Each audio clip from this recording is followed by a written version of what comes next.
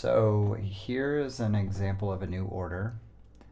I received an email from Lori, who is the artist, and she gave me some specifications as to what she did when she laid out the stone in Gerber. It looks like she's saying that the etch on the front needs to be within the box that she designated, and that I need to fill in the color for the family name on the stone. So what typically happens when I get a new order on my end is that the sandblasting department will drop these folders. Let me just show you. Typically they'll drop the folders into the 2021 folder, the files into the folder, and then they'll send me an email with the information. Then what I do is I make a folder with the name and the number designation. I copy these, or I cut them, and then I go in here and I paste them, but they're already in there, so I'm just gonna skip.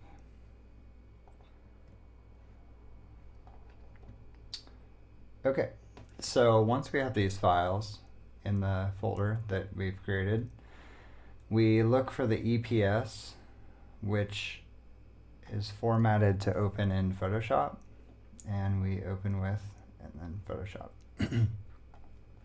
What you should see when you get that open is this, and our responsibility is to fill in the color of the stone, which in this case it's black ultimate, and to lay out the etching designs that were requested on the stone. Going back to the folder that we made, I create a subfolder called resources, and we click on that, and it shows the documentation uploaded to the new builder page.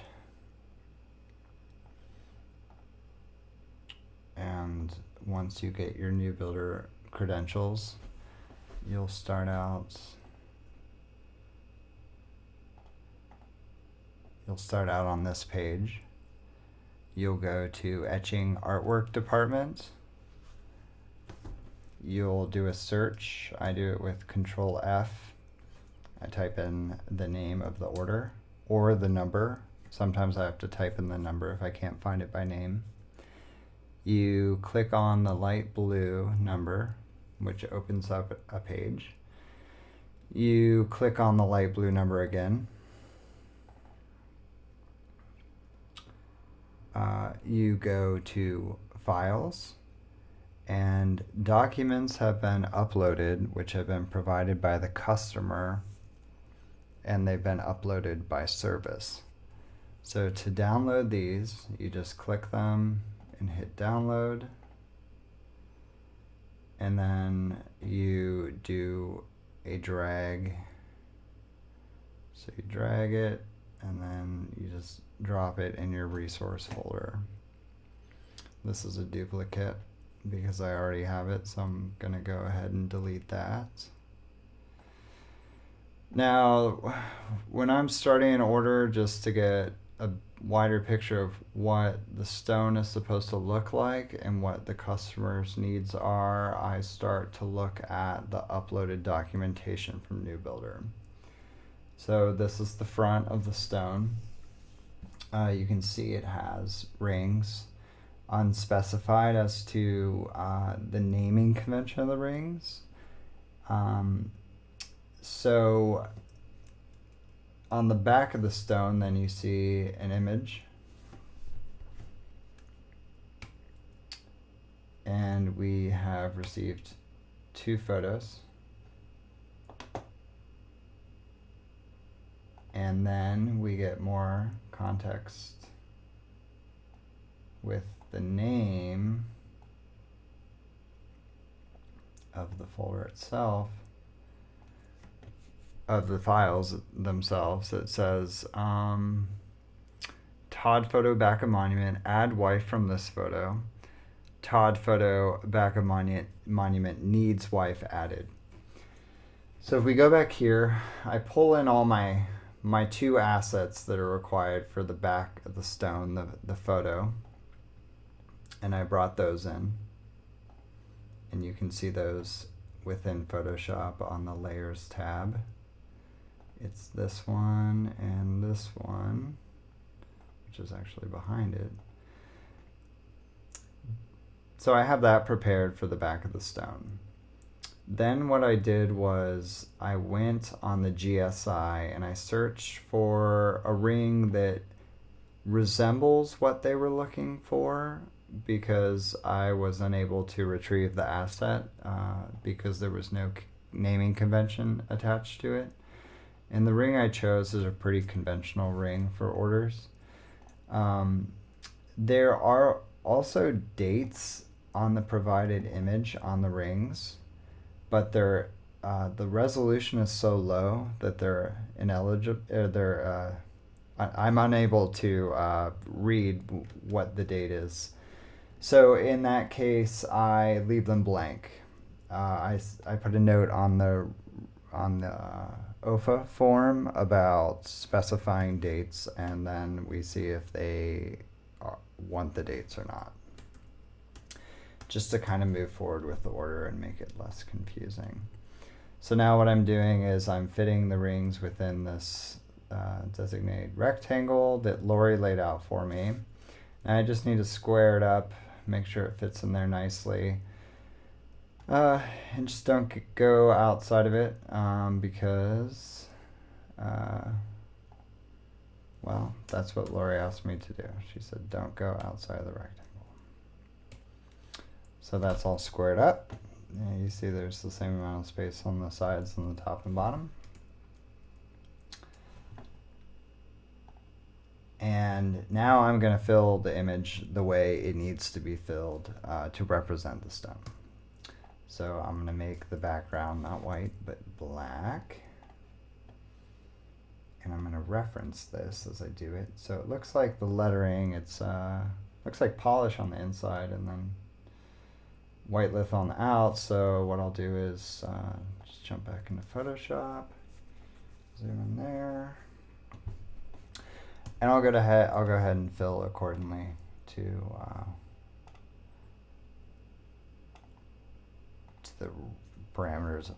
Basically, you just make it look like what it looks like on the example stone.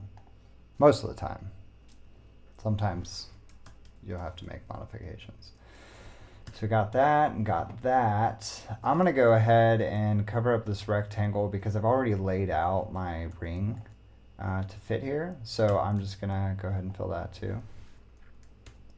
Now I gotta have a special way of doing this. I made a shortcut key for this, but it's essentially you can access this by going to select color range, and then color range selects a specific type of color that you ask it to select, and in this case it's gray.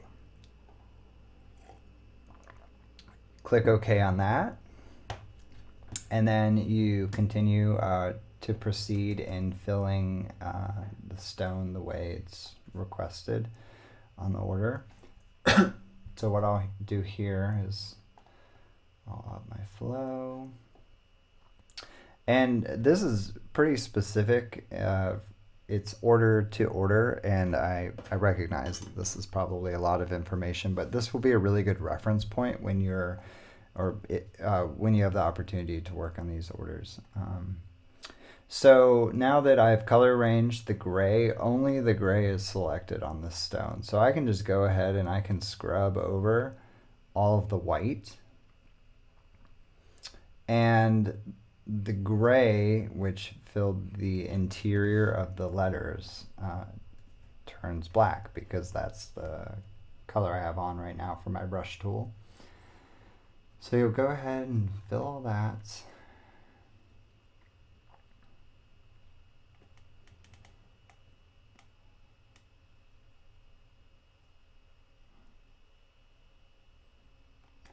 so that's all filled. Now I want bar to be white. So what I'll do is I'll rotate these so that now my brush is white.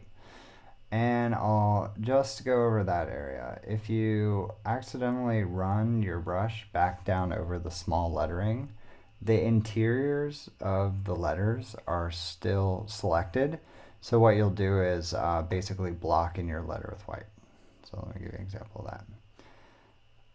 See that? Yeah. So I'm going to go ahead and undo that because that's not what we want. And now our stone is filled the correct way. See, it looks like this image. Now, so I'll go back, I'll introduce my wedding rings back into the designated area, and I'll pull in both of my images, and this requires art time for specific changes.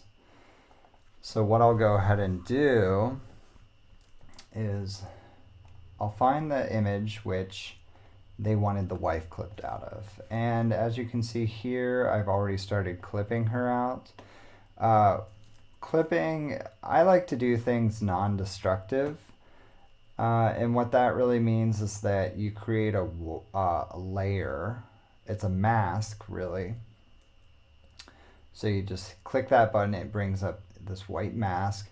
And then you have the option of erasing things with white or black, but you can bring them back. And to show you an example of that, we'll click here and we will erase this part, okay? So there you have it, erased on the mask right here and not on the actual image. So what I can do is if I ever need to bring this back for a revision, perhaps maybe the customer wants this brought back. So then I have the option to bring that back and I don't have to redo all the work that I've done in the first place. So that's a really good thing to look up on YouTube and get some more information on, is non-destructive editing. But primarily what Techstone requires is steadfast work done in a timely manner. So if you have to just erase images, I do it from time to time depending on the order, you're welcome to do that too. So now what I'm showing you is how to clip out the image, and basically I just go here, I click on the lasso tool. It's one of the options under the drop down of the lasso tool. This one is where you click and it's I guess it's called the poly lasso. It clicks on points. So we're just going down and clicking. And what I've done also is if you look up here, I've put a feather on it so that when I go ahead to get rid of that area, it creates a soft edge. And that's really, really important. I'll show you here in a minute what I mean by that. Okay, so we've clipped that portion. I'm just going to run it out here. I usually do it in sections so that if I mess up, I don't have to start all over.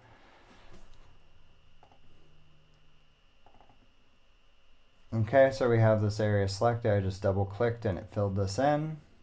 Now I can go ahead and hit delete or backspace. And I have to have, yep, and there's that. And what I can continue to do is I can keep hitting delete and it will keep erasing a very small portion of this image in, which can be really beneficial in certain circumstances when you're trying to just get the perfect edge. Okay, so my computer's a little laggy, but we'll jump back, see how we did. Oops, missed a piece. So we'll go ahead, finish clipping her out right here.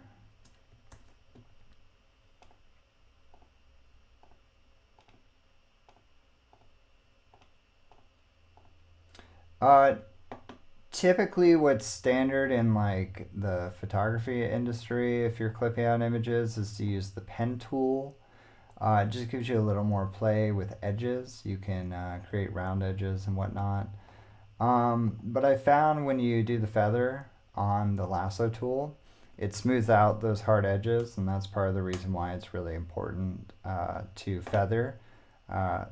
Feather your lasso just a bit, depending on the image, and depending on how large the image is. So now we look at that, we take a step back, we say, hey, that looks pretty good, that looks like her, and she has all her fingers, and she's smiling, and she's ready to move to the next image. So what we'll do is we will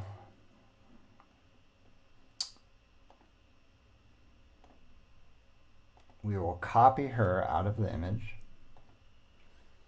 So to do that, I rasterize the layer, and then since I ever clipped and I feel good with where I'm at, I'll just apply this layer, and so now it is kind of built into. I can't get any of this black space back, but it's okay because she's clipped out and it looks good. So I'll move ahead and run a wide lasso around her whole body. Okay, we're getting there. And then I'll just connect it by double clicking.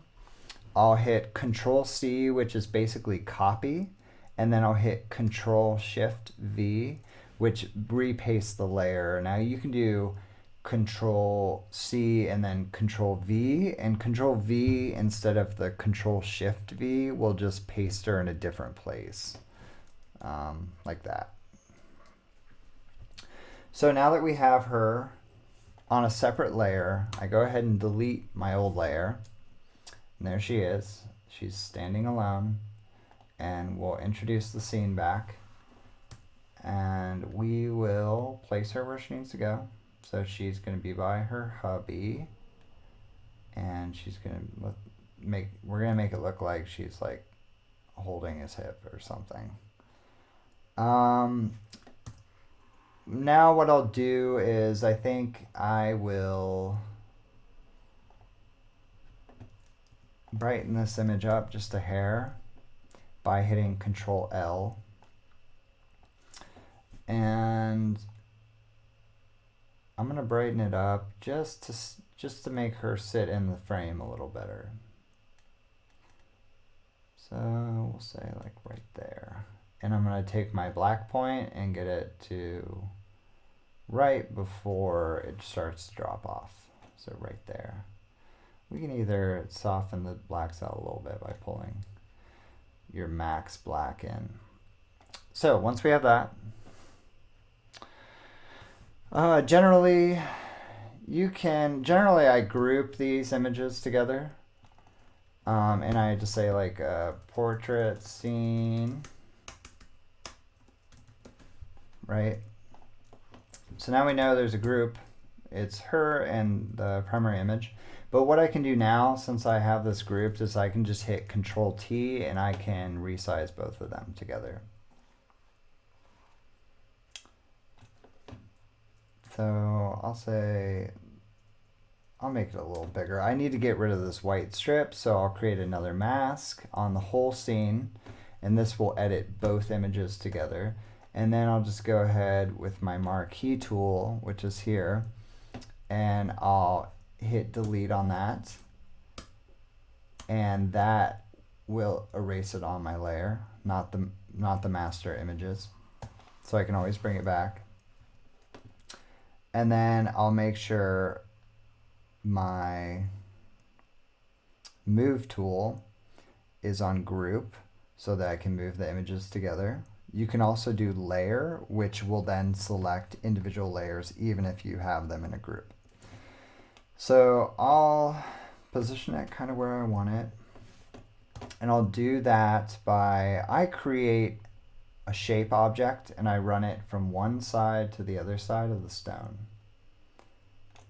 So I know that's the full length of my stone. and I take both images together. I click them both, so I have them both selected.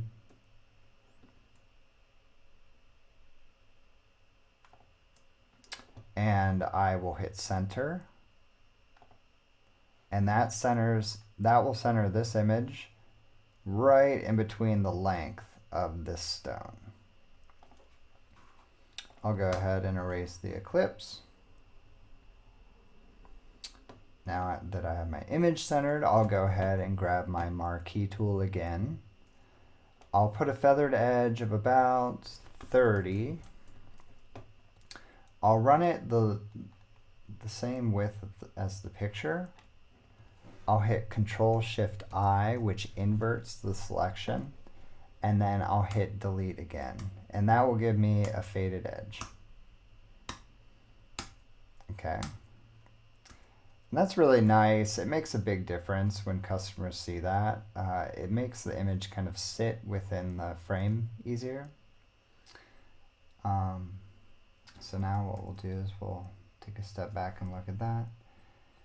To me, it doesn't look super square, so I'm going to go in a little further and do the same thing. Okay.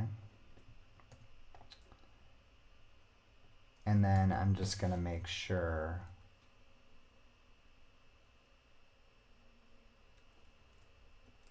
I'm still centered. Now you can check to see if you're centered by doing this as well. I make a shape object on one side to the very edge of the image. And then what I'll do is while holding Alt, I'll duplicate that image, or while holding Alt, I will duplicate the image. I will bring it to the other side. I will line it up with the side, and I will just 100% make sure that I am in the center of the stone. It's nothing worse than making an edit and then you go to etch the stone and you realize your etching is a ½ inch off center. Looks terrible. Okay, so now we are in a good place. It looks like we fulfilled the order. It looks like the request has been met. What I could do is spend some time touching up the image, maybe pulling out some of the darks and then kind of making the contrast a little better. So once I have my portrait scene, I duplicate it and I put it below the stone. I make it not visible, and then I do in fact compress the scene. I do this because I always have a backup. If the customer makes a minute change of position for the woman, I can go back to my group scene that's turned off and I can re-edit it and then bring it back in. So now I have a merged scene, singular scene, and I'm going to go ahead and increase the contrast. You can do that by going to Image, Adjustments, and Brightness and Contrast. But again, I have a shortcut key, which I highly recommend kind of setting up your system for shortcut keys. I hit Shift-Control-B.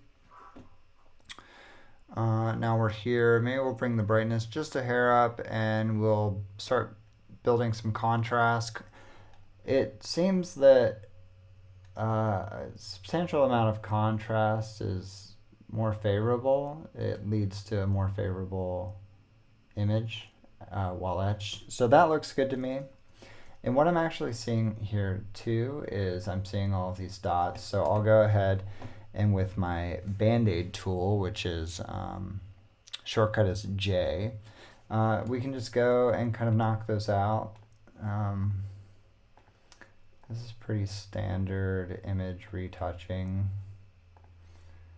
You always have blemishes on your negatives that need cleaned up. We receive a lot of orders that are scans of photographs, and we also receive orders which are photographs on a camera, on a smartphone. The latter tend to be very low quality. This one looks like a film photograph. And it will etch much better because of that. Okay. So we'll just take a look. We'll make sure we don't have any more blemishes. I see a little blemish on her face. So I'll do a hard zoom in there. A little too much of a zoom. And then I'll use my Band-Aid tool just to get rid of that. Okay. Looks good. Maybe a few more here. And maybe this thing right here.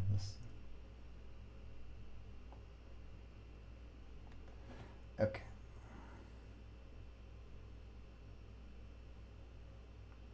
Okay. So we'll go back out, we'll look at it, make sure everything's square.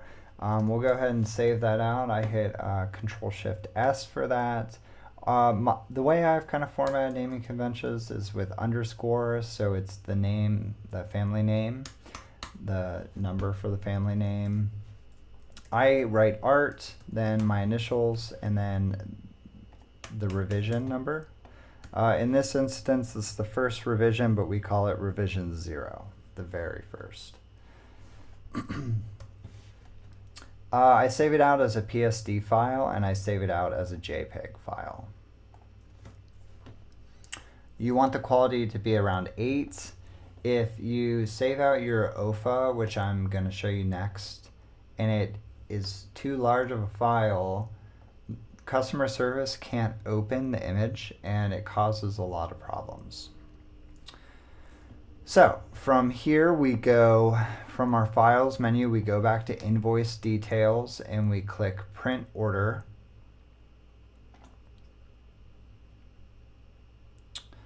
And here you see the order, and this is the specifics of the order. Sometimes the customer leaves notes.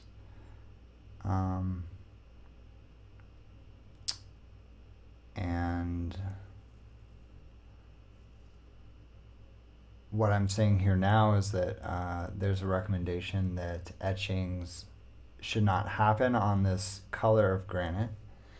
The color of granite is Galaxy Black, and I think we'll be okay with how I have it represented. So what I want to do next is find my OFA forms, which I can send you those files, and you can kind of set them up in a folder structure that works for you. So what I've done is I set up OFA files. I have my files for sandblasting because I started taking sandblasting orders. But in this instance, we're going to open up the etching OFA. Now this is all of my forms. I received these from Dennis when I first started. There's a poor quality etching document, and I've had to use that quite frequently. It's when you get low resolution images. You always want to tag that along with the OFA to get the customer to sign. It just lets the customer know that we strongly urge them to not proceed with the image. But if they're really stuck on using that image, they need to sign the form and return it. It's kind of a liability issue if they came back to us and said, you know, the image looks really bad. We would say, well, we told you it was going to look really bad. So for this order, I want to open up my OFA form, and this is what it looks like. And now I just need to kind of translate some of the information on the report onto my OFA form, and the customer and the family will receive this form. So for family name, if you look, if the upper right hand corner you see Bar Todd, I would just do Bar. The order number is at the top right hand corner as well. So that's 270,758. The customer is typically it's right here. It's sold to, and it's called the Monument Station. The shape is a die. You want to make sure that you're looking at the die and not the base. Typically, you'll see an order for the base stone and then also the top portion of the stone, which is where the sandblasting and etching goes. So in this instance, it's a die. The top is a serpentine top, and we see that here. It says Serp top. The color is the Black Galaxy, so we'll go ahead and see if that's an option. So I don't see that as an option on mine, so what I'll do is I'll click Other, and then in the notes, granite color is Black Galaxy.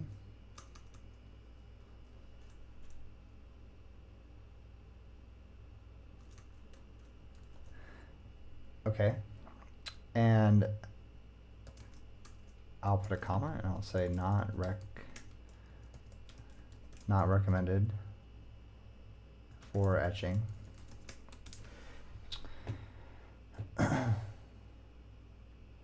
I will put a P2. This is the finish, polish 2. You see actually it's pretty discreet, but it's right here between the sides of the stone and the serp top. The length, basically I just follow this left to right like it's here, left to right, with the numbers. So I do 330 by 06 by 2.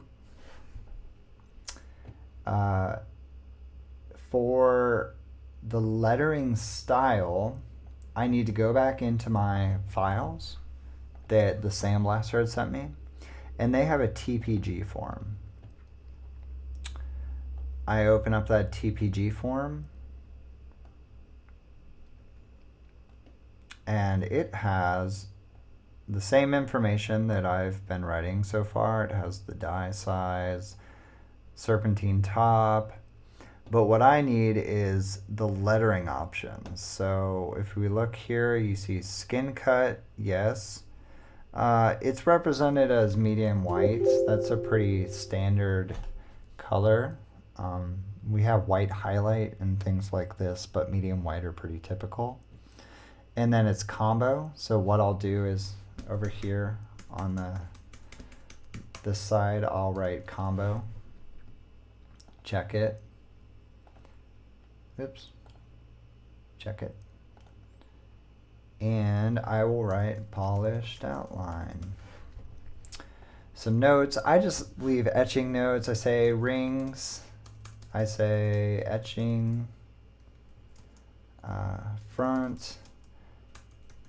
Rings. Wedding date not specified. And I'll say back. Composite scene with wife. Okay. Period. Okay. Then we'll scroll to the next page. This is the page that the customer sees or the family sees when they're with the customer. They're responsible to sign and date when they approve of the draft. So what we'll do here is we'll right click and then we'll hit add image. We will go into our 2021 folder. We will find our bar, and we will click on the JPEG that we saved out from our Photoshop. And so that brings it up here, and then we place it. I like to keep it on center, but it doesn't have to be perfect. And you have another signature page. This one's just a little cleaner for the family. And we'll do the same thing. I'll go ahead and make it larger. And center it. Then we'll close out of that. And we will go ahead and save it with Control-Shift-S. Click on we'll choose a folder. We'll choose our 2021. And we'll choose bar. Now, for the naming convention for this, I just start to write the family name, and it brings up a lot of options. I choose the JPEG option, and I just take out art, and then at the end, I underscore OFA. For the OFA, I can't remember what it stands for right now.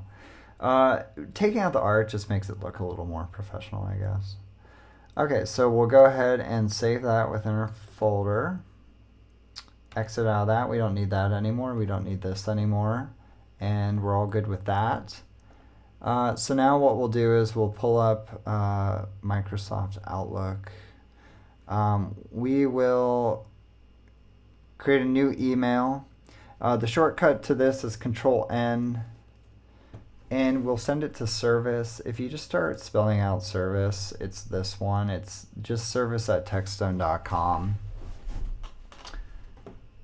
Okay, so we click that. Now I just kind of double click this to get the naming convention. I just hit Control-C and copy it. I paste it in the subject line. I do that instead of handwriting it out because errors can happen, and I want everything to be, I don't want errors to happen. Then I took the file and I just drug it onto the page, and it created an attachment for it. Now, this is another thing that you'll need to set up is signatures, and Dennis provided these to me, and he'll provide those to you too eventually. I have a new orders and a revisions signature. So in this instance, this is the first iteration. The customer has not requested a revision, so I'll click new orders. And it has all the kind of jargon that goes along with a new order. I'll take this bold name and I'll highlight it, and I'll just write bar. So there you have it. It kind of fills in, makes sense for the bar family. And I'll go ahead and hit send. Now I've sent it to service, and service or customer service will then send it to the customer, and I wait to see if I get a revision on it. So that's what one order looks like, and they all kind of are variable. They all are different in certain types of ways. Sometimes you get works which are, so you get landscapes which are heavily composited with different trees and animals, and can be really time consuming. And you get other orders which may be a little quicker. But that's generally what the etching process looks like through Photoshop. So yeah, hopefully I didn't bore you with the amount of information that I gave you, and hopefully this is a really good reference video for the future if you're working through an order and get stuck or need, just need a little more information on shortcuts and things like that. And in the future, if you think this is helpful, I can make more videos talking in more detail about kind of my process and speeding up orders. Sure, I really, really highly recommend shortcut keys. They speed up the process significantly. And once you get into the rhythm of it, you really will see an improvement in turnover time with how quickly you can clip. And there are other shortcuts that I can show you in the future as well. So, but I hope this was helpful, and I'm looking forward to working with you. So till next time.